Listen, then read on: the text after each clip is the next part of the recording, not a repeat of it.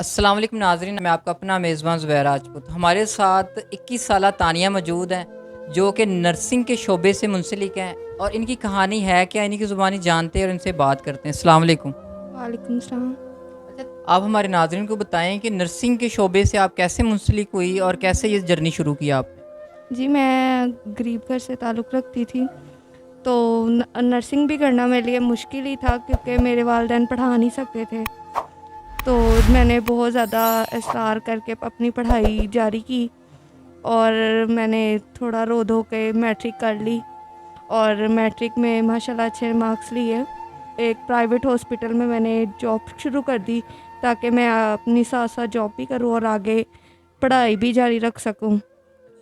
अभी मुझे यहाँ पे आए थोड़ी ही देर हुई थी, तो यहाँ पे एक डॉक्टर हैं, प्राइवेट हॉस्पिटल के ही हैं, तो उनके साथ काफ़ी इस्लाम दुआ हो गई। मतलब उन्होंने मुझे काफ़ी गाइडेंस करना शुरू किया, काफ़ी गाइड करते रहते थे।